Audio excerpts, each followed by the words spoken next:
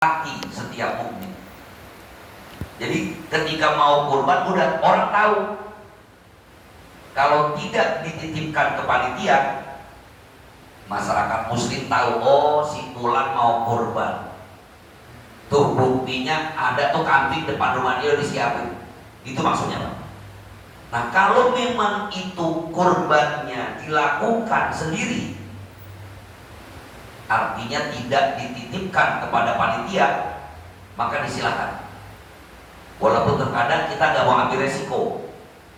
Biasanya sengaja dititipkan ke masjid, musola, pesantren, atau panitia kurban. Ini dalam rangka pertama biasanya dia nggak mau direpotkan ngurusnya. Maka saya wanti-wanti berkali-kali. Karena prinsipnya ibadah kurban itu sunnahnya yang ngurusin sendiri, diurus sendiri sebelum hari H. Karena kemudian dia titipkan hewan kurbannya, maka biaya untuk perawatannya harus diberikan oleh si pengurban. Karena bukan apa-apa, Pak. Kalau memang di rumah masing-masing nggak masalah, biar syiar kelihatan, ya orang kan nggak mau. Siapa yang mau dititipkan? Kalaupun saya mau kurban hari ini, nggak mungkin saya cancang itu kambing di rumah saya, Pak. Maka kalaupun mau dititipkan di masjid, karena sudah barang tentu orang yang menitipkan hewan kurbannya di masjid, mau nggak mau ditaruh di sekitar masjid. Mana efek negatifnya? Pertama, kotorannya pasti bau, Pak. Kotorannya pasti menimbulkan sesuatu yang nggak sedap, yang otomatis mengganggu kenyamanan ibadah. Saya pernah cerita, kalau salah minggu lalu, ada satu musola, udah ada yang di Jakarta, Pak. Jakartanya Jakarta yang memang gangnya sempit. Nah itu kalau kita kumpulin kambing 10 aja, nggak usah 10, 5 aja, Pak. Tahu-tahu hujan kayak begini, baunya sedap atau harum, Pak? Ya Allah, tuh baunya baru Allah, astagfirullahaladzim. Dan anehnya lagi, tidak ada satupun orang yang dikasih upah untuk ngebersih kotoran. Maka di situ pentingnya tadi memahami. Satu sisi syiar. Karena kalau sekarang aja nih sekarang udah tanggal 3. Kalau belum ada kambing, belum ada sapi di sekitar kita, itu kan bikin orang malas, Pak. Yang rame cuma di tukang jualan doang. Di masjid aja saya lihat statusnya masih ayo, masih kurang, ayo masih kurang, masih 3 lagi, masih 5 lagi, udah beres besok lagi, masih 4 lagi. Perasaan gue masih 3 lagi deh. Sekarang masih 5 lagi. Ini paling tidak memberikan motivasi bahwa ini loh syiar agamaku. Maka untuk di masjid misalnya, kita harus pilihkan tempat yang efek negatifnya paling sedikit. Efeknya misalnya efek keamanan. Nah, kalau kejauhan Ustaz nanti ditaruhnya bisa di tempat ilmiah, padahal ini titipan Masjid Al-Akhyar. Tahu-tahu tanggal 10 hilang semua. Siapa yang tanggung jawab? Yang kedua, kebersihannya. Lihat faktor kebersihan. Kalau memang ada tempat yang lebih khusus tanpa mengurangi wa may yu'azzim sya'airallah tadi, bagaimana kita menumbuhkan, mengagungkan syiar agama Allah biar kelihatan. Alhamdulillah di Al-Akhyar kambing udah 10. Maka saya berharap, karena ini malam sudah ketiga, malam Senin depan udah malam takbir, mudah-mudahan sebelum tanggal 10 Dzulhijjah, kalau 10 Dzulhijjah jatuh pada hari Senin, paling enggak hari Sabtu udah ada kambing yang banyak, Pak. Dan kelihatan alhamdulillah. Nabi syiar agama Allah Subhanahu wa taala. Ini jangan dianggap saya makanya enggak mau dikasih situ takut enggak ikhlas, Ustaz. Ini enggak. Karena ada wa may yu'azzim sya'airallah fa innaha min taqwal qulub. Ini yang pertama. Sebelum pelaksanaan ibadah kurban. Yang kedua, wa fi hali at-tadhiyah, pada saat menyembelih hewan kurban. Yang pertama, yustahabbu li muridit tadhiyati an yadbaha bi nafsihi in qadara alaihi. Sunnah yang pertama, pada saat menyembelih hewan kurban, seseorang yang berniat melakukan ibadah kurban hendaknya ia menyembelih sendiri. Kalau dia bisa, dia mampu, baik itu mau kurban sendiri ataupun dititipkan ke masjid, yang terbaik adalah dia motong sendiri. Dengan catatan, jangan mentang-mentang diungkapkan motong sendiri tanpa ada ilmu nekat motong, nanti malah bikin repot orang, Pak. Apalagi pisaunya boleh minjem, tata caranya gimana ya Ustaz, ajarin dong. Belajarin sekarang kalau mau. Ustaz, saya tahun ini mau korban, ajarin dong kursus sebentar. Bisa nggak 2 jam saya kursus nyembelih? Bisa. Itu Abdul. Alasannya li'annahu kurbatun, karena ini ibadah. Bahkan Nabi kita Muhammad SAW ketika beliau menyembelih hewan, beliau memotongnya dengan tangannya yang mulia. Diriwayatkan Nabi kita Muhammad SAW pernah menyembelih kurang lebih 100 ekor unta. Bayangin, Pak, Nabi motong sendiri 100 ekor unta. Tetapi kemudian ketika sudah sampai 60 ekor, Nabi kita Muhammad SAW meminta tolong kepada Sayyidina Ali radhiyallahu anhu untuk melanjutkan. Ini 100 ekor unta, yang 60 Nabi sendiri, yang 40 Sayyidina Ali. Kita nggak bisa bayangin, Pak. Unta itu motongnya beda sama sapi. Berarti pisaunya udah pasti tajam. Yang kedua, tenaga. Jadi kalau kita bisa, silakan. Saya mau korban 10-10-10-nya saya tangani. Walaupun kenyataannya dalam praktik di lapangan jarang yang kuat banyak. Bisa jadi karena mungkin teorinya kita belum paham betul. Saya pribadi mengalami kalau motong itu, apalagi sampai seukuran sapi, paling kuat 2-3 ekor. Kalau kambing paling 10. Itu udah kos-kosan betul, pada istirahat dulu. Baginda Nabi kita Muhammad SAW pernah menyembelih 60 sekaligus. Maka sunnah seperti itu. Tapi kalau nggak bisa, kalau nggak bisa, maka dia boleh untuk memberikan perwakilan kepada orang yang dianggap mampu. Maka orang yang dianggap mampu tadi, kita boleh menitipkan di awal, Pak. Misalnya niatnya udah, saya niat korban, dititipkan ke panitia Masjid Al-Ahyar. Niat dalam hati, selesai sudah. Sehingga nanti orang yang menjadi perwakilan menyembelihnya itu, dia tidak menyebut nama orang yang berkorban pun gak masalah.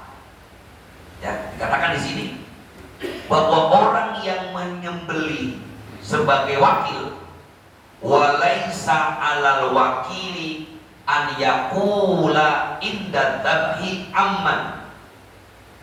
Tidak perlu bagi orang yang menjadi wakil mengucapkan ketika berkorban, aman, ini dari Fulan bin Fulan, gak masalah. Ya, li'anna niyata tunzi'u, karena niat di awal sudah cukup. Emangnya gak boleh Ustaz kalau disebutin namanya? Boleh. Pengertian fikihnya adalah mau disebutin bagus, gak disebutin juga gak masalah. Jadi kalau mau 10 gak masalah sebenarnya, Pak. Kalau hari ini kita kan selalu yang motong ini siapa? Siapa ini siapa? Buat siapa? Allahumma hadza minka wa ilaika li Fulan bin Fulan. Lagi siapa lagi? Yang repot sapi 7 orang. Mana namanya susah-susah banget tadi Pak. Udah gitu yang motong nggak begitu kelihatan. Si Ano namanya salah lagi, diulang lagi, repotin pada. Cukup, ini buat siapa? Bacain, saya siapa? Cukup, nggak ada masalah. Walaupun dibacain bagus, tetapi tidak mengucapkan dari Fulan bin Fulan, nggak ada masalah. Kenapa? Li'anna niyata tutsi'u, karena niat yang pertama tadi dari orang yang berkurban sudah cukup. Ini sunnah motong sendiri. Yang kedua, disunahkan pula wa yustahabbu an yatawajjaha adzabihu ilal qiblah, kama fa'ala Nabi sallallahu alaihi wasallam. Dianjurkan bagi orang yang menyembelih menghadap arah kiblat, karena itulah yang dilakukan Nabi kita Muhammad sallallahu alaihi wasallam. Jadi kalau saya contohkan misalnya kambing ke sana arah kiblat, maka posisi yang motong di sini. Dan afdalnya kambing yang mau disembelih pun sama, wajahnya arahkan ke arah kiblat.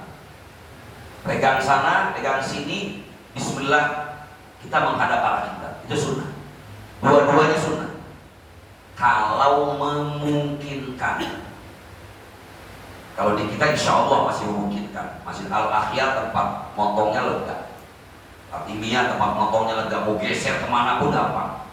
Tapi kalau kira-kira susah, apalagi misalnya maksain ngadep kiblat sementara posisinya ribet. Akhirnya nanti posisi yang motong gak ada spare apapun, Pak. Kan yang enak motong itu posisi saya yang motong ini paling gak gerakan saya agak leluasa. Nah kalau sempit, apalagi sapi Pak, geser dikit, aura-aura kita. Maka kemarin saya bahas, bagi kita yang jadi panitia, kalaupun tidak berkorban dengan alasan belum mampu misalnya, kita bisa sedekah tenaga. Karena yang bantuin buat megang ini perlu. Jangan dicari yang udah 65 tahun ke atas, kesian Pak. Ya Allah, ini aki-aki mulu yang megang ini. Memang perlu Pak. Karena sapi itu kan tenaganya luar biasa. Biar udah diikat, walaupun teori di YouTube, diikat ke sana, jatohinnya gampang. Yang susah itu ketika diikat berentak. Apalagi itu kebiasaan yang buruk di kalangan kita. Jadi nggak boleh. Ketika udah disembelih, itu kakinya, nadinya dipotong.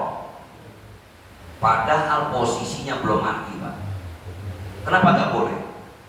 Karena hewan yang disembelih tadi matinya harus murni dengan pisau di leher.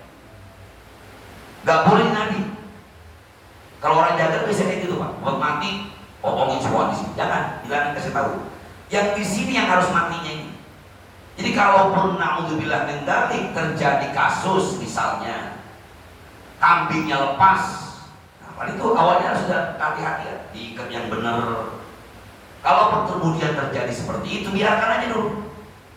Kalau udah ngamuk baru tembak, jadi makan dagingnya. Kecuali misalnya ada kasus pisaunya terlepas. Apa boleh Ustaz ketika pisau yang terlepas itu kemudian langsung diangkat lagi atau nggak ada masalah. Yang nggak boleh itu kalau lama. Saya beri contoh, anggap ini kambing atau sapi. Saat saya ambil pisaunya, tiba-tiba gerak, mentak, ini nggak ada masalah. Udah ke atas begini, dikejar lagi nggak apa-apa. Yang nggak boleh itu udah set, baru begini, itu baru salah. Kalau memang lepas sendiri, diambil lagi langsung dipotong yang kedua, nggak ada masalah. Apalagi misalnya kasus naudzubillah min dzalik, ini ramai juga di YouTube, itu yang motong ketendang, mental tuh Ustaz, ya Allah, padahal ini belum selesai. Boleh nggak diganti nama orang lain? Kalau waktunya cepat langsung digantikan, nggak ada masalah. Ini perlu kita pelajari ini. Di panitia itu harus nyiapin juga orang kedua yang kalau naudzubillah itu kita nggak mau Pak. Ternyata misalnya orang yang kita tugaskan menyembelih ini tahu-tahu kena serangan jantung. Tadinya masih sehat walafiat, pas baru meletak jatuh. Oh ini siapa yang gantiin? Oh mana samping gede banget. Harus ada orang kedua yang ngerti supaya jangan sampai dipotongan menjadi bangkai. Ayo. Yang kedua sunnah menghadap arah kiblat.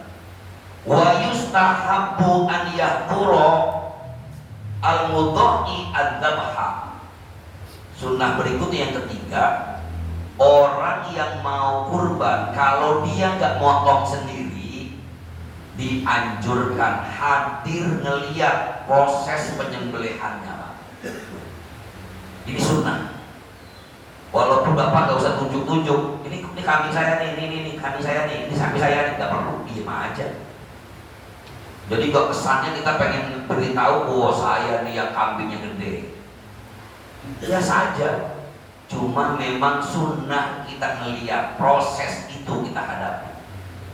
Walaupun nggak mesti kita diperlakukan misalnya mentang-mentang kita yang kurban diperlakukan istimewa, tidak. Biasa saja. Karena memang sunnahnya hadir. Karena ini adalah bagian dari mendekatkan diri kita kepada Allah Subhanahu wa Ta'ala. Yang kelima, sunnah lagi, orang yang menyembelih membaca Allahumma minka walaka sholati wa nusuki wa mahyaya wa mamati lillahi rabbil alamin la syarika lahu wa bidzalika umirtu wa ana minal muslimin bismillah wallahu akbar Allahumma taqabbal minni. Panjang Pak. Ustaz juga biasa gak mau yang panjang-panjang. Cukup Allahumma hadza minka wa ilaika fataqabbal minni. Bismillah, Allahu akbar. Bagaimana kalau nggak baca bismillah Ustaz? Seorang muslim yang menyembelih hewan kurban tanpa membaca bismillah, penyembelihannya tetap sah walaupun makruh. Kita harus bedain mana yang boleh, mana yang haram, mana yang makruh, mana yang haram. Jadi kalau ada orang nggak baca bismillah, tadi cepat amat motongnya, udah keren kali dia. Ya nggak usah dipersoalkan Pak. Sama kemarin kita dibahas, Ustaz kalau yang motong nggak pernah sholat gimana? Waduh, karena kenapa jadi dia yang suruh sih? Dia biarpun nggak sholat tapi jago motongnya. Kalau pertimbangannya yang ini jago banget, yang nomor 2 jago aja, yang jago banget jarang sholat, sering ninggalinnya. Sementara yang jago biasa aja, yang expert biasa aja, tapi rajin sholat, lebih baik pilih yang nomor 2, yang rajin ibadah. Kenapa? Karena ini ibadah kurban. Kurban itu mendekatkan diri kepada Allah. Yang motong malah tara sholat, rek naon tuh. Mendingan mohon maaf, ada laporan si Akang teh jarang sholat. Saya juga jarang, sehari cuma 5 waktu, atau lain jarang itu bagus. Ini pentingnya cari yang ahli Pak. Jangan sampai asal ada, kelakuannya banyak mengerjakan fasik misalnya, walaupun lagi-lagi tidak haram. Ya. Kemudian wa mustahabu fil udhiyati antakuna asmanaha wa ahsanaha wa aqomaha.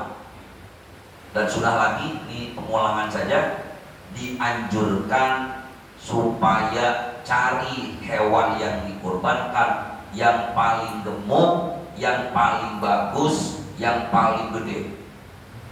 Kalau duitnya ada Pak. Udah kita bahas minggu lalu, kalau emang duitnya kagak, yang jantan gak ada, yang perempuan atau yang betina juga gak ada masalah. Yang penting dagingnya banyak. Ya, itu. Kemudian sunnah selanjutnya, wal mustahabbu li muridit tadhiyati idza dakhala alaihi asyru dzilhijjah alla yahlaqa sya'rahu wala yaklima adfaruhu hatta yudhiya. Sunnah berikutnya, orang yang mau melaksanakan ibadah kurban dianjurkan untuk tidak motong rambut, tidak motong kuku. Menurut ulama-ulama Malikiyah, Asy-Syafi'iyah dan Hanabilah, mayoritas mereka mengatakan hukumnya hanya sunnah. Jadi kalau ada yang motong rambut ataupun motong kuku, apalagi nggak betah, turunan 10 hari Pak. Bagi sebagian orang, kita biasa hari Jumat misalnya kuku nggak dipotong kan nggak enak, atau rambutnya udah gatel ini, gondrong udah kagak enak lihatnya, maka hukumnya paling tidak maksimal makruh menurut ulama-ulama Syafi'iyah dan ulama-ulama Malikiyah.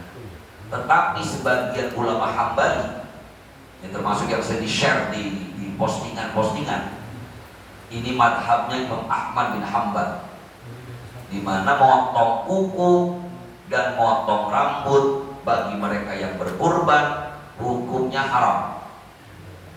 Keharamannya dimulai tanggal 1 Dzulhijjah sampai dia melaksanakan sembelihan hewan kurban. Berdasarkan hadis Nabi kita Muhammad SAW, "Idza ra'aitum hilala Dzulhijjah wa arada ahadukum an yudhiya falyumsik an sya'rihi wa adfarihi." Apabila salah satu kalian melihat hilal di awal bulan Dzulhijjah dan salah seorang di antara kalian ingin berkorban, maka jangan cukur rambutnya dan jangan potong kukunya. Nah, kata jangan di sini para ulama beda pandangan. Sebagian mengatakan jangannya makruh saja, sebagian ulama mengatakan jangannya adalah jangan dimakna haram. Maka Imam Syafi'i menganjurkan, pertama jangan lupa baca bismillah, boleh bismillah aja, boleh bismillahirrahmanirrahim. Kemudian bersolawat kepada Nabi kita Muhammad SAW. Bismillahirrahmanirrahim. Allahumma sholli ala Sayyidina Muhammad wa ala ali Sayyidina Muhammad. Kemudian bertakbir, Allahu Akbar, Allahu Akbar, Allahu Akbar, Allahu Akbar, walillahil hamd. Baru baca doa, Allahumma hadihi minka wa ilaika. Ini beberapa rangkaian yang sunnah dianjurkan bagi orang-orang yang berkurban. Mudah-mudahan kita bisa memahami ini semua, dan kalau kita amalkan, insya Allah kita akan mendapatkan fadilah karena telah menghidupkan sunnah-sunnah Nabi kita Muhammad SAW. Yang lain-lain sudah saya jelaskan beberapa waktu yang lalu, termasuk pembagian hewan kurban. Kemarin saya ditanya juga, apakah boleh kambing atau daging hewan kurban diberikan kepada orang-orang non-muslim? Jawabannya boleh, walaupun skala prioritas. Ya, pilih dulu saudara-saudara kita sesama muslim. Kalau memang ada mereka yang membutuhkan, tetangga kita yang non muslim, apalagi udah non Islam, miskin pula, duluan kasihin Pak. Kalau ada saudara kita yang Islam setengah miskin, ya namanya nggak miskin-miskin amat, tapi ada malah tetangga kita yang Kristen belangsak, kasih duluan dia. Kalau perlu banyak dikit, ini bagian dari dakwah kita. Ya, mudah-mudahan menunjukkan bahwa karena prinsip dari ibadah kurban ini adalah berbagi, sehingga jangan merasa bahwa daging ini punya panitia, sama sekali bukan. Daging itu adalah milik umat yang harus dibagikan kepada mereka. Kalaupun ada hal-hal yang ingin dikeluarkan biayanya untuk mengatur hal-hal yang berkaitan dengan rapihnya kepanitiaan, maka silakan dananya diminta kepada orang yang menitipkan kurban. Semoga bermanfaat sebagai tambahan kajian kita beberapa kali tentang ibadah kurban. Hadirin dimuliakan Allah Subhanahu wa taala, demikianlah apa yang dapat saya sampaikan. Terima kasih dan mohon maaf. Seperti biasa, mungkin ada hal-hal yang ingin ditanyakan berkaitan dengan ibadah kurban ataupun yang lainnya. Fadhil, adanallahu wa iyyakum ajma'in. Assalamualaikum warahmatullahi